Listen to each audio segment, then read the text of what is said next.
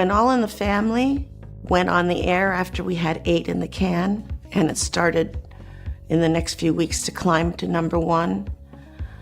We were all feeling our oats, and I went on a coffee break on the set on a camera block. No one was prepared for this. When the news about Rob Reiner first surfaced, Hollywood did what it always does, issued soft statements, offered quiet condolences, and wrapped the truth in carefully chosen words meant to protect legacies, not expose pain. There were no real answers, only silence. And for a while, that silence held.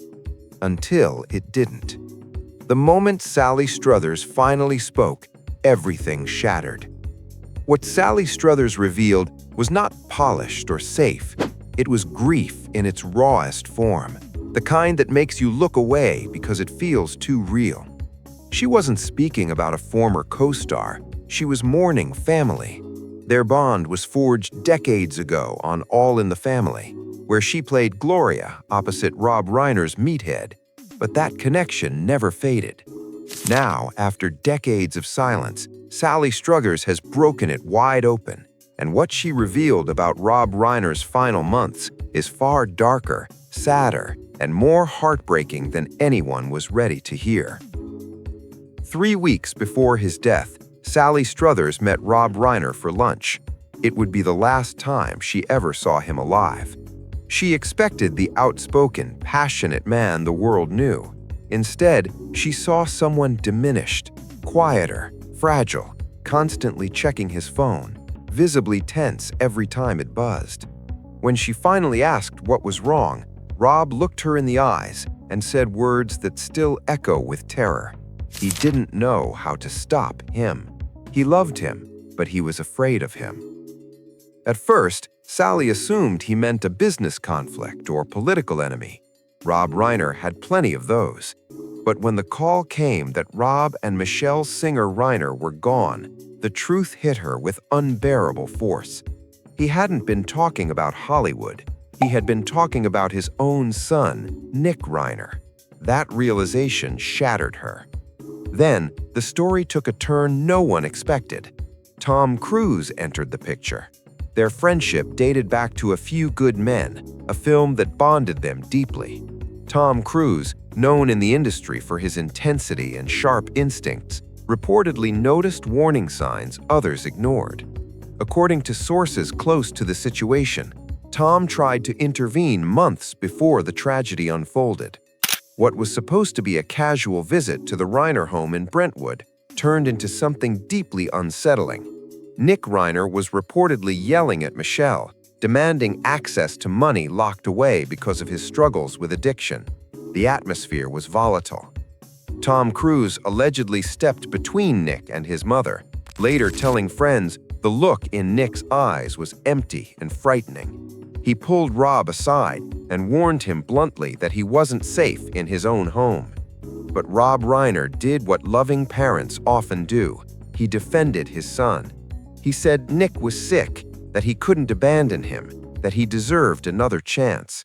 That hope, that endless forgiveness, would later be described by Sally Struthers as Rob's greatest strength and the thing that ultimately destroyed him.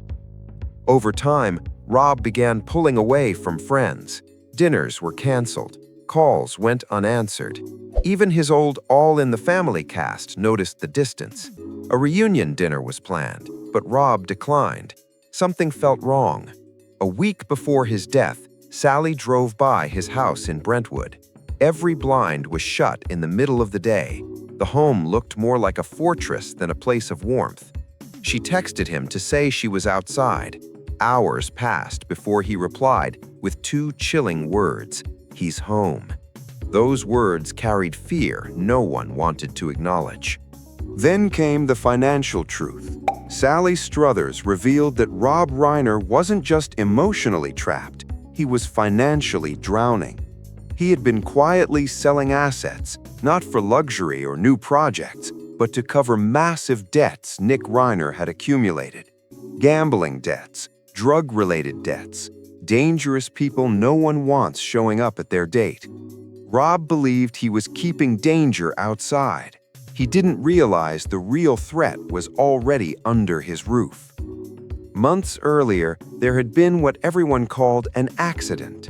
Rob Reiner was said to have fallen down the stairs, leaving him with a broken wrist and deep bruises across his face. But when Sally Struthers visited him in the hospital, she felt an instant chill. The bruises didn't resemble a fall. They looked like fingerprints. When she asked him directly if Nick Reiner had done it, Rob couldn't speak. He turned away and cried, and that silence stayed with her. According to those close to Tom Cruise, he later offered to pay for Nick's treatment at a high-security facility overseas, hoping to lift the burden from Rob. But Nick refused, and Rob refused to force him. Now, Nick Reiner's defense team is preparing their narrative: mental health struggles, a sudden break from reality. But Sally Struthers rejects that version entirely. She insists this wasn't spontaneous madness, it was calculated manipulation. She says Nick knew exactly how to switch between charm and cruelty, offering apologies just long enough to regain trust, then unleashing psychological torment once the doors were closed. Michelle Singer Reiner, according to Sally Struthers, lived in a state of constant fear inside the very home that should have been her safest place. She once confessed that she had begun locking her bedroom door at night, a heartbreaking admission no parent ever expects to make. She told Sally that the sound of footsteps in the hallway would make her heart stop because she never knew what mood awaited on the other side of the door.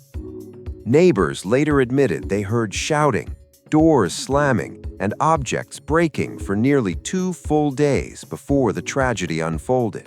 Still, no one called the police. This was Brentwood, where silence is treated like respect and privacy is guarded at all costs. That collective silence, that choice to look away, gave Nick Reiner the time he needed and turned fear into irreversible tragedy. The final call for help was not made to emergency services. It was a quiet, desperate call to a private security firm, an attempt to handle the crisis without drawing attention, without exposing the truth. The call was placed at 9:15 p.m. Help did not arrive until 9:45. Those 30 minutes became the most devastating half-hour of Rob Reiner's life. Even in that moment, with fear filling his home, Rob reportedly softened his words, downplayed the danger, and protected his son yet again. According to reports, Michelle Singer Reiner had clear defensive wounds, signs that she tried to fight back, to survive. Rob did not. There were no signs of resistance, no struggle. He endured it. He stood there, choosing love over self-preservation, unable to raise a hand against his own child. Sally Struthers captured the tragedy in one haunting sentence when she said that Rob Reiner died trying to be a father. Those words alone explain everything. Now, the fight is no longer just about criminal charges. It is about legacy.